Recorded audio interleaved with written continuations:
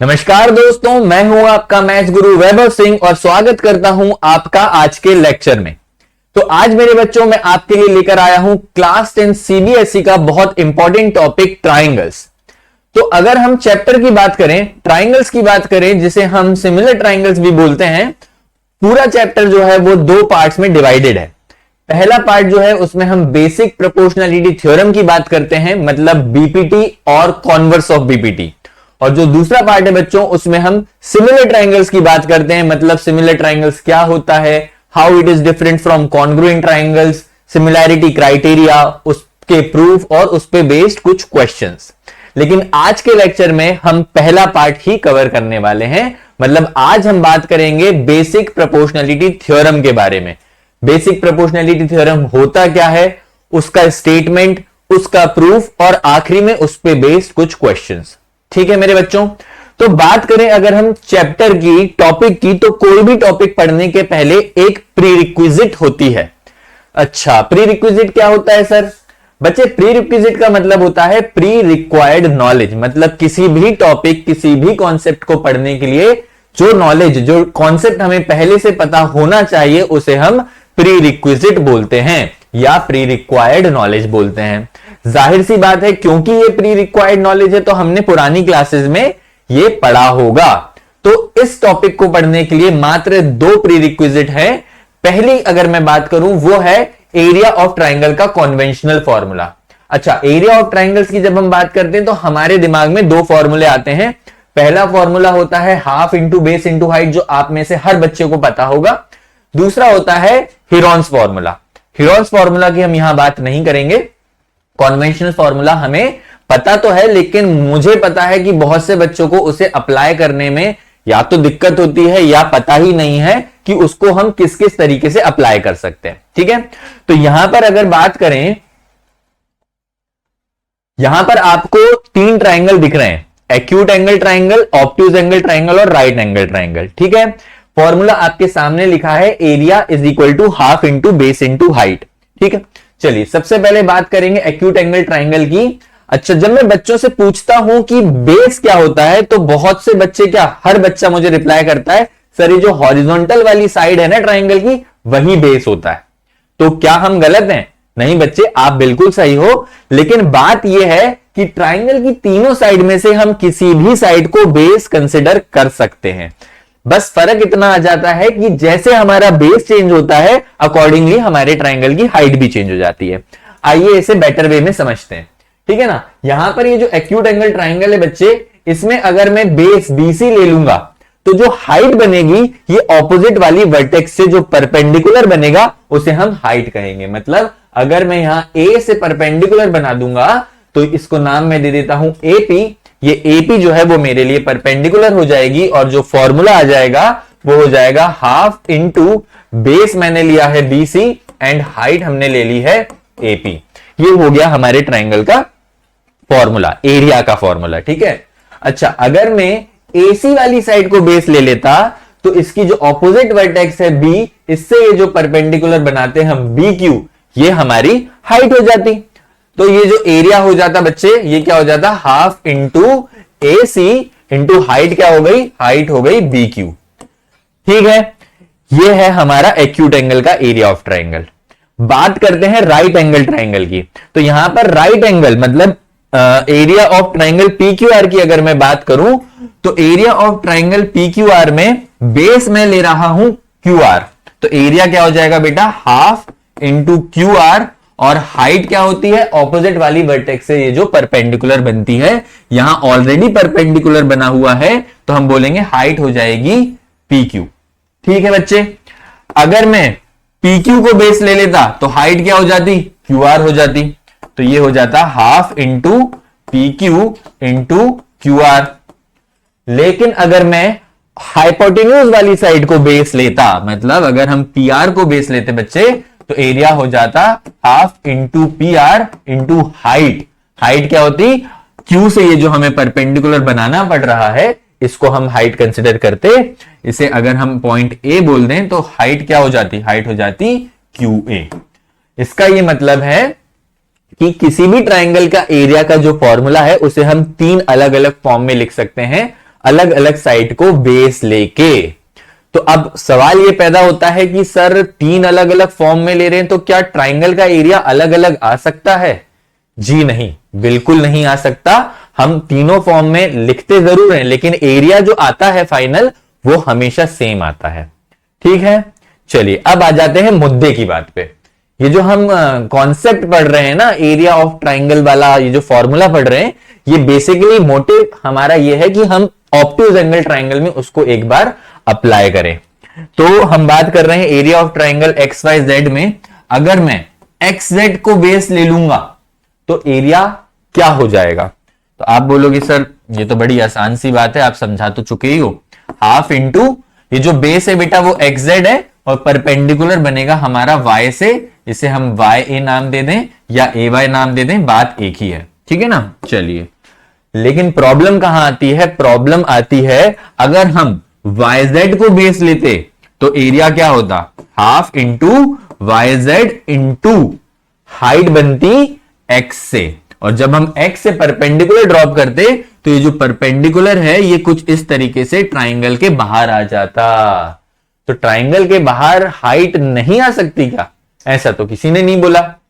मतलब यह है कि ट्राइंगल की जो हाइट बनती है वो बाहर भी बन सकती है। जनरली ऑब्ट्यूज एंगल ट्राइंगल के केस में ये चीज पॉसिबल होती है। तो अगर हम इसे नाम दे दें बी तो हमारी बी एक्स जो है वो हाइट हो जाएगी और ये हो जाएगा हमारा एरिया ऑफ ट्राइंगल का फॉर्मूला।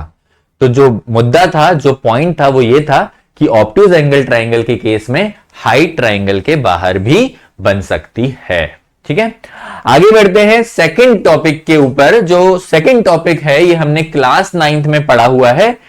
ये एक थ्योरम है बेसिकली जो कहता है two triangles on the same base and between the same parallel are equal in area. है ना? हिंदी में समझा देता हूं आपको। यहां पर अगर आप डायग्राम की तरफ देखेंगे तो डायग्राम में हमें दो ट्राइंगल्स दिख रहे हैं जो कि सेम बेस पर लाई कर रहे हैं। सेम बेस मतलब ए बी जो है वो बेस है दोनों ही ट्राइंगल का, ट्राइंगल ए सी बी का भी और ट्राइंगल ए डी बी का भी। ठीक है, और दोनों ट्राइंगल जो है वो सेम बेस, सेम पैरेलल के बीच में लाई कर रहे हैं। पैरेलल मतलब ये जो डॉटेड लाइन है आपको दिख नहीं रही होगी, मैं थोड़ा सा डार्क कर देता हूं। ये वाली लाइन और ए बी के बीच में ही दोनों ट्राइंगल लाई कर रहे हैं। तो जब भी ऐसी स्थिति बनती है कि दो ट्राइंगल सेम बेस पर हो और दो पैरेलल के बीच में हो तो उनका एरिया बराबर होता है। Is that clear to you all? चलिए आगे बढ़ते हैं आज के टॉपिक के ऊपर, मतलब बेसिक प्रोपोर्शनैलिटी थ्योरम के पास। ठीक है, अब बेसिक प्रोपोर्शनैलिटी थ्योरम जो क्वेश्चन है ना बेटा, ये बहुत बार बोर्ड में पूछा जाता है। और क्वेश्चन जब पूछा जाता है तो कुछ इस तरीके से पूछा जाता है, state and prove basic proportionality theorem. तो बहुत से बच्चे रट के जाते हैं थ्योरम, बिल्कुल जैसी बीपीटी का नाम पड़ा प्रूव करके खटाक से आ जाते हैं, और जो छोटा सा वर्ड लिखा होता है स्टेट वो छोड़ देते हैं। तो ये जो स्टेट का मतलब है, स्टेट का मतलब होता है कि क्वेश्चन आपसे उसका स्टेटमेंट भी मांग रहा है। यहां स्क्रीन पे आपको स्टेटमेंट दिख रहा होगा, the line drawn parallel to one side of the triangle intersecting the other two sides divides the two sides in the same ratio.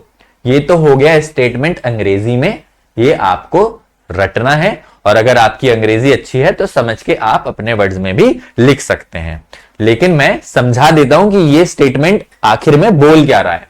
ये बोल रहा है line drawn parallel to one side of the triangle, मतलब यहां पे ये जो आपको ट्राइंगल दिख रहा है इसकी अगर हम एक साइड BC मान लें, है ना, तो BC के पैरेलल एक लाइन बनी हुई है यहां पर PQ, जो कि बाकी दोनों साइड को दो पॉइंट पे इंटरसेक्ट कर रही है। ठीक है, तो ऐसी अगर कभी लाइन बनती है तो वो बाकी दोनों साइड्स को सेम रेशियो में डिवाइड करती है। मतलब ये जो AP और BP है, मतलब इनका ये जो रेशियो है ये बराबर हो गया AQ और CQ के रेशियो के। समझ में आ गई बेटा कि थ्योरम एक्चुअली बोल क्या रहा है। ठीक है, आगे बढ़ते हैं थ्योरम को प्रूव कैसे करना है उस पे।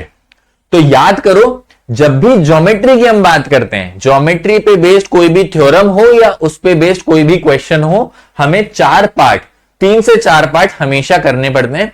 पहला जो पार्ट होता है वो होता है गिवन, मतलब हमें गिवन लिखना जरूरी है। तो शुरुआत करते हैं गिवन से कि गिवन है क्या। तो जब भी बेटा हम थ्योरम का स्टेटमेंट पढ़ेंगे तो थ्योरम के स्टेटमेंट का जो पहला पार्ट होता है वो यूजुअली गिवन वाला पार्ट होता है, और स्टेटमेंट का जो सेकंड वाला पार्ट होता है, बाद वाला पार्ट होता है, वो हमें प्रूव करना होता है। ठीक है, तो यहां पर गिवन है line drawn parallel to one side of the triangle, तो PQ जो है वो BC के पैरेलल है, हमने लिख दिया PQ is parallel to BC।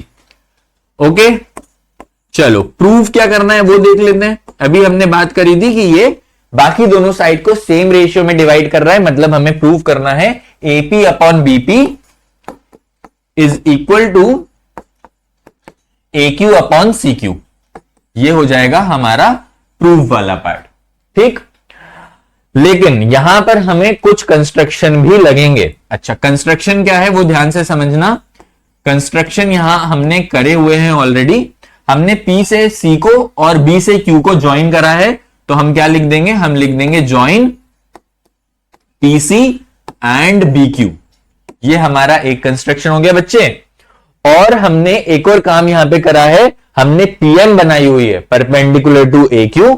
This line PM is perpendicular to AQ and QN is perpendicular to AP। ये भी हमें लिखना पड़ेगा, तो हम क्या लिखेंगे, draw PM perpendicular to AQ and QN perpendicular to AP। यह है हमारा कंस्ट्रक्शन वाला पार्ट। अब आ जाते हैं मेन और सबसे important part of the theorem, proof पे।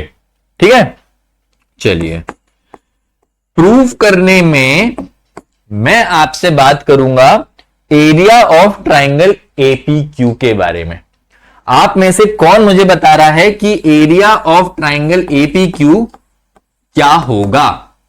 हाँ, फॉर्मूला मुझे पता है, हाफ बेस इंटू हाइट, लेकिन बेस क्या और हाइट क्या? अरे मेरे बच्चों, अगर मैं AP को बेस लेता हूं तो हाइट ऑलरेडी दी हुई है QN, तो मैं लिख सकता हूं area of triangle is equal to half into AP into QN। Very simple. दूसरा मैं बात करूंगा एरिया ऑफ ट्राइंगल BPQ की। ये जो ट्राइंगल है BPQ, इसके एरिया की बात करूंगा, और बेस हम लेंगे यहां पर BP। तो क्या हो गया, area of triangle BPQ is equal to half into base हमने लिया है BP। तो हाइट बता दो जल्दी से, हाइट क्या होगी? अगर बेस BP है तो हाइट क्या होगी? अरे भाई, बेस के ऑपोजिट वाली वर्टेक्स से Q से बनाएंगे परपेंडिकुलर, वही हो जाएगी हाइट। तो यहां अगर आप ध्यान से देखो तो QN जो है वो ऑलरेडी परपेंडिकुलर बनी हुई है, तो हम क्या लिख देंगे, हम लिख देंगे QN is the height of the triangle. ठीक है बच्चे, अब यहां पे ये जो दो इक्वेशन दी हुई है, मैं आपके लिए नाम लिख देता हूं, equation number 1 and equation number 2। इन्हें मैं कर रहा हूं डिवाइड, मतलब डिवाइडिंग इक्वेशन 1 एंड 2। तो अगर मैं इसे डिवाइड करता हूं तो हाफ से हाफ कैंसिल, QN से QN कैंसिल, तो बचा क्या?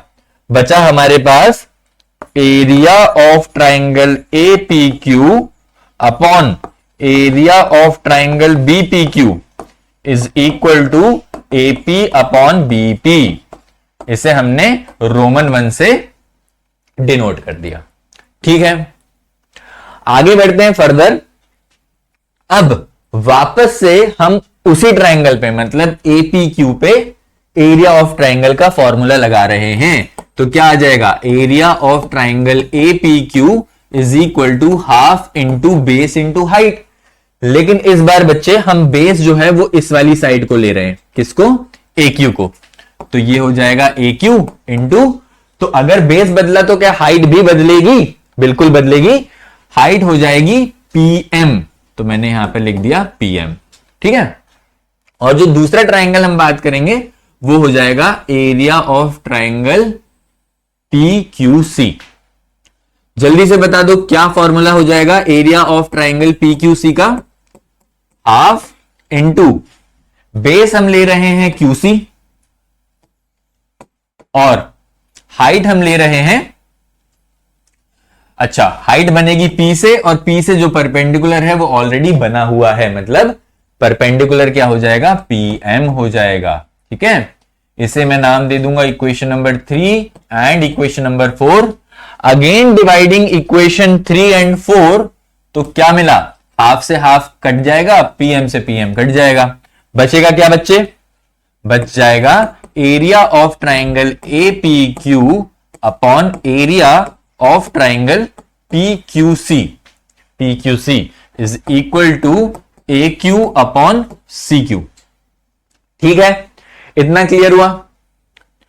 अब आगे बढ़ते हैं, एक बात ध्यान से समझिएगा, ये जो दो ट्राइंगल हमने बनाए थे, कौन से, BPQ और CPQ, ये दोनों का जो बेस है वो PQ है, दिख रहा है हमें, है ना। और दोनों ही ट्राइंगल्स सेम पैरेलल के बीच में, कौन से पैरेलल के बीच में, अरे भाई ये वाली लाइन और ये वाली साइड दोनों पैरेलल थी, और दोनों ट्राइंगल इन पैरेलल के बीच में ही लाई कर रहे हैं। तो अगर ऐसी कोई कंडीशन होती है, अभी अभी हमने देखा था, अगर दो ट्राइंगल सेम बेस पे और सेम पैरेलल के बीच में है तो उनका एरिया बराबर होता है। तो क्या मैं यहां पर बोल सकता हूं कि एरिया ऑफ ट्राइंगल PQC जो है, PQC वो बराबर होगा एरिया ऑफ ट्राइंगल BPQ के, बिल्कुल होगा। तो यहां हम क्या लिख सकते हैं, this is equal to area of triangle BPQ, है ना। तो इसे अगर हम सिंप्लीफाई करके लिखें तो I can say that area of triangle APQ upon area of triangle BPQ is equal to AQ upon CQ, और इसे मैंने डिनोट कर दिया रोमन नंबर 2, इक्वेशन 2 से। ठीक है, चलिए थोड़ा सा बैक जाएंगे, इक्वेशन 1 का लेफ्ट साइड पढ़ेंगे, area of triangle APQ upon area of triangle BPQ, और यहां पर भी area of triangle APQ upon area of triangle BPQ, मतलब दोनों ही इक्वेशन का लेफ्ट साइड बराबर है, तो जाहिर सी बात है दोनों के RHS भी बराबर होंगे। आप लोग क्या लिखोगे, फ्रॉम इक्वेशन 1 एंड 2 क्या मिला हमें, देखो यहां पे था AP अपॉन BP, और यहां पे क्या था, AQ अपॉन CQ, और हमें प्रूव क्या करना था, हमें प्रूव करना था, यही प्रूव करना था हमें। तो हमारा थ्योरम प्रूव हो चुका है, एंड हम यहां लिख देंगे हैंस प्रूव्ड। आई होप ये वाली बात हर बच्चे के दिमाग में अच्छे तरीके से घुस गई होगी और आपको ये थ्योरम अच्छे से समझ में आ गया होगा। ठीक है, जैसे कि हमने लेक्चर के स्टार्टिंग में बात करी थी कि प्रूफ के बाद हम कुछ क्वेश्चन भी सॉल्व करेंगे, तो यहां पर एक क्वेश्चन दिख रहा है हमें जो हमने आपकी एनसीईआरटी बुक से ही लिया हुआ है। क्वेश्चन में लिखा है डीई जो है वो एसी के पैरेलल है और डीएफ जो है वो एई के पैरेलल है ना। ठीक है, तो प्रूव करना है हमें ये वाली कहानी। चलिए शुरू करते हैं क्वेश्चन को सॉल्व करना। सबसे पहले लिखते हैं गिवन हो गया DE is parallel to AC and DF is parallel to AE. ठीक है, सेकंड लिखते हैं टू प्रूव, यहां बिल्कुल क्लियर लिखा हुआ है तो इसे हम टू प्रूव में लिख देंगे। और कंस्ट्रक्शन की मुझे नहीं लगता यहां कोई जरूरत है, तो हम डायरेक्ट प्रूफ की तरफ बढ़ेंगे। लेकिन प्रूफ समझाने के लिए मैं आपके लिए इस पूरे फिगर को, इस पूरे डायग्राम को दो अलग अलग ट्राइंगल्स में तोड़ूंगा। कौन कौन से ट्राइंगल्स? सबसे पहले मैं बात करूंगा ट्राइंगल ए बी ई की। ठीक है ना, यहां बना दिया मैंने आपके लिए triangle A B E. This is A, this is B and this is E. इस ट्राइंगल में हम देख सकते हैं कि डी एफ जो है वो ए के पैरेलल है, तो यहां हमने बना दिया D F is parallel to A. ठीक है मेरे बच्चों, और अभी अगर आपको बीपीटी समझ में आ गया है तो आपने देखा होगा अगर किसी ट्राइंगल में एक साइड के पैरेलल कोई लाइन बनती है तो वो बाकी दोनों साइड को सेम रेशियो में डिवाइड करती है। मतलब मैं कह सकता हूं कि बीडी अपॉन एडी जो है, यहां लिख देते हैं हम बीडी अपॉन एडी जो है वो बराबर होगी बीएफ अपॉन एफ ई के। ठीक है, इसे मैं इक्वेशन नंबर 1 का नाम दे दूंगा। और ये आया कहां से है, हमें ब्रैकेट में लिखना पड़ेगा this comes from BPT.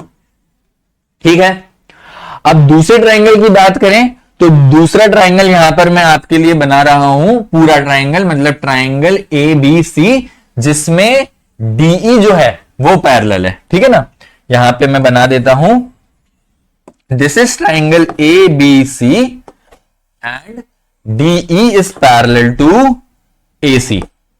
I hope आपको सारी बातें अच्छे से समझ में आ रही होंगी। अच्छा, अगर डीई एसी के पैरेलल है तो क्या यहां पर भी हम बीपीटी लगा सकते हैं? बिल्कुल लगा सकते हैं।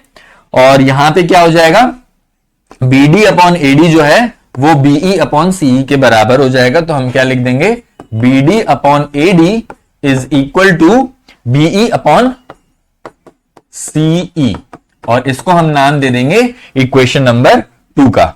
ठीक है बच्चे, अब जब हम इक्वेशन 1 और इक्वेशन 2 को कंपेयर करेंगे तो देखो BD upon AD and BD upon AD same है, तो हम बोल सकते हैं from equation 1 and 2 B F upon F E is equal to BE upon CE. और यही मेरे बच्चों हमें प्रूव करना था। ये देखिए हमारा क्वेश्चन हो गया है, और यहां हम सुंदर सी राइटिंग में लिख देंगे हैंस प्रूव्ड। बहुत आसानी से समझ में आ जाएंगे क्वेश्चन अगर आपने बीपीटी अच्छे से समझ लिया है तो। ठीक है, एक और क्वेश्चन करेंगे, जल्दी से क्वेश्चन पढ़ लो। क्वेश्चन में लिखा है ABCD is a trapezium. Trapezium का क्या मतलब होता है? ट्रिपेजियम का मतलब होता है एक ऐसा क्वाड्रिलेटरल जिसमें एक pair of opposite side parallel होती है। इसलिए यहां पे मेंशन कर दिया कि भाई एबी जो है वो सीडी के पैरेलल है और हमें ये प्रूफ करना है। ठीक है ना, चलिए गिवन से शुरू करते हैं। गिवन है हमारे पास A B is parallel to C D, और ये वाली कहानी हमको प्रूफ करनी है। ठीक है, छोटा सा कैच है इस क्वेश्चन में कि यहां पर हमें एक कंस्ट्रक्शन भी लगेगा। तो कंस्ट्रक्शन क्या कर रहा हूं, यहां पे मैं कंस्ट्रक्शन कर रहा हूं, draw OP parallel to C D. तो कंस्ट्रक्शन क्या हो गया बच्चे, हमने ओपी बनाई है पैरेलल टू सीडी, और एबी जो है वो सीडी के पैरेलल ऑलरेडी था। मतलब ओपी हमने सीडी के पैरेलल बनाई है, एबी सीडी के पैरेलल ऑलरेडी गिवन था। इसका मतलब ये है कि ये जो तीनों साइड हैं ये आपस में पैरेलल होंगी। ठीक है, चलिए आगे बढ़ते हैं प्रूफ की तरफ। यहां पर भी पूरे फिगर को हम दो ट्राइंगल में तोड़ेंगे। तो सबसे पहले मैं आपके लिए बना देता हूं triangle B C D. This is triangle, एक सेकेंड ना, इसको थोड़ा सा हम ऐसे बनाते हैं। ट्राइंगल बी सी डी की बात करें तो this is triangle B C D, और इसमें ओपी जो है वो हमने पैरेलल बनाई हुई है सीडी के। OP is parallel to CD, तो यहां पर हम बेसिक प्रोपोर्शनैलिटी थ्योरम लगाएंगे और क्या मिलेगा हमें, BO upon DO, BO upon DO is equal to BP upon CP from basic proportionality theorem only. यहां हमने अभी तक बीपीटी ही पढ़ा है, तो हम बीपीटी पे ही बेस क्वेश्चन कर रहे हैं। ठीक है, चलिए दूसरा जो ट्राइंगल है वो है ट्राइंगल एबीसी। यहां पर बना रहा हूं मैं ट्राइंगल एबीसी, और ट्राइंगल एबीसी में भी अगर आप देखेंगे तो ओपी जो है वो एबी के पैरेलल है, अभी हमने डिस्कस करा था। तो ओपी अगर एबी के पैरेलल है तो क्या यहां भी हम बीपीटी लगा सकते हैं? बिल्कुल लगा सकते हैं। तो क्या आ जाएगा जल्दी से बता दो, यहां आ जाएगा AO upon CO is equal to BP upon CP, और इसे हमने नाम दे दिया इक्वेशन नंबर 2 का। ठीक है, फिर से कंपेयर करेंगे इक्वेशन 1 और 2 को। BP upon CP and BP upon CP are equal, therefore from equation 1 and 2 we can say BO upon DO is equal to AO upon CO. ठीक है, तो यहां हमारा क्वेश्चन हो गया है प्रूफ। ठीक, अरे मुझे पता है बहुत से बच्चे कह रहे होंगे सर ये और ये तो अलग अलग है। अरे तो क्रॉस मल्टीप्लीकेशन सबने पढ़ा है ना। अगर मैं एओ को, हमें चाहिए क्या है, एओ अपॉन बीओ चाहिए, तो अगर मैं बीओ को यहां लाऊं और सीओ को क्रॉस में ऊपर ले जाऊं तो क्या मैं इसे ऐसा नहीं लिख सकता? हम इसको CO upon DO is equal to AO upon BO लिख सकते हैं। और यही बच्चे हमें प्रूव करना था। यहां सुंदर सी राइटिंग में लिखना मत भूलना, हेंस प्रूव्ड। तो आज के लेक्चर में इतना काफी है। मिलेंगे अगले लेक्चर में converse of BPT and similarity of triangles के बारे में डिस्कस करने। आज के लिए इतना काफी है, मिलते हैं जल्दी। Thank you.